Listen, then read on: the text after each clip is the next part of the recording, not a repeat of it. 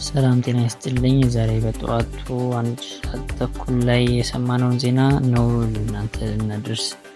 ዝግጅታችንን አጠናቀን ቀርበናል። የዜናችን ርዕስ ድምፃዊ ያሬድ ነጉ በማረሚያ ቤት ባቀረበው ኮንሰርት ላይ በእስር ላይ የምትገኘው ድምፃዊት ፍሬህይወት ስለሺ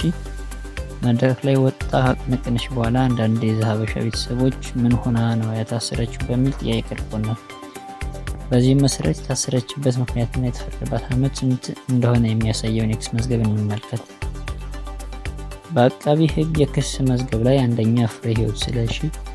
ሁለተኛ አሊ ፈርዳን የተባሉ ሁለት ተከሳሾች በሶስት ክሶች ተከሰዋል።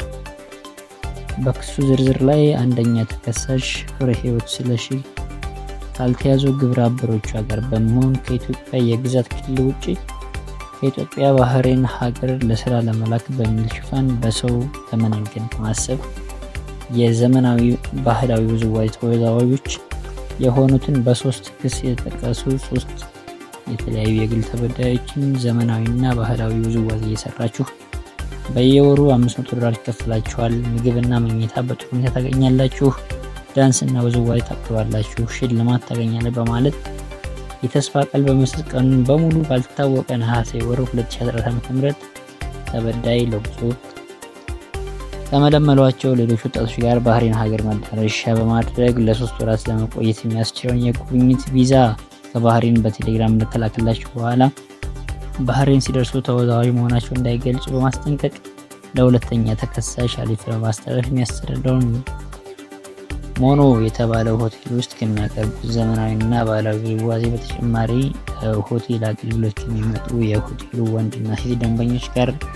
የአልኮል መጠጦች እንዲጠጡ፣ ዝሙትና መሰል የወሲብ ተግባራት እንዲፈጽሙ በማድረግ ይከፈላቸዋል ከተባለ $500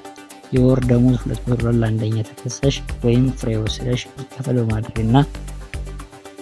ሁለተኛ ተከሳሽ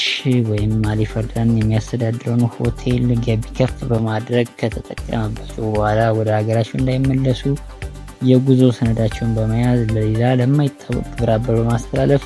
የምታስተዳድረው ማርኮ ፖሎ በተባለ ሆቴል ውስጥ ለሆቴል አገልግሎት ከሚመጡ የሆቴሉ ወንድና ሴት ደንበኞች ጋር የአልኮል መጠጦች እንዲጠጡ፣ ዝሙትና መሰል ተግባራት እንዲፈጽሙ በማድረግ በባህሬን ሀገር መቆየት ከሚችሉበት የ3 ወራት ጊዜ ለተጨማሪ 4 ወራት እንዲራዘምና ቪዛቸውን እንዲቀጥል በማድረግ የተበዳይ ተጋላጭነትን በመጠቀም ወደ ሀገር ቤት መመለስ እንዲችሉ ከሰዎች ጋር ወሲብ እንዲፈጽሙ ካደረጓቸው በኋላ መጋቢት 15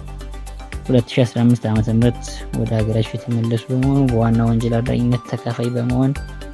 በሰው መነገድ ወንጀል ተከሰው በፍትህ ሚኒስቴር የጠቅላይ አቃቢ ሕግ ዘርፍ የተደራጁና ድንበር ተሻጋሪ ወንጀሎችን ጉዳዮች ዳይሬክቶሬት ጀነራል አቃቢ ሕግ ክስ አቅርቦባቸው በፌዴራሉ የመጀመሪያ ደረጃ ፍርድ ቤት ልደታ ምድብ ችሎት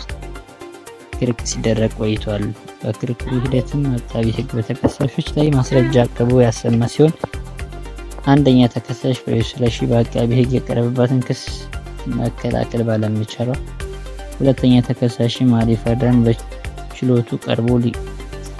ሊከላከል ባለመቻሉ ምክንያት ፍርድ ቤቱ በተከሳሾች ላይ የጥፋተኝነት ፍርድ በመስጠት የቅጣት ውሳኔ ያሳረፈ ሲሆን በዚህም በአንደኛ ተከሳሽ ፍሬህይወት ስለሺ ላይ በ13 ዓመት እስራትና በ30,000 ብር የገንዘብ መቀጮ፣ በሁለተኛ ተከሳሽ አሊ ፈርዳን ላይ ደግሞ በሌለበት በ16 ዓመት እስራትና በ75,000 ብር የገንዘብ መቀጮ እንዲቀጡ ሲል ወስኗል ይላል።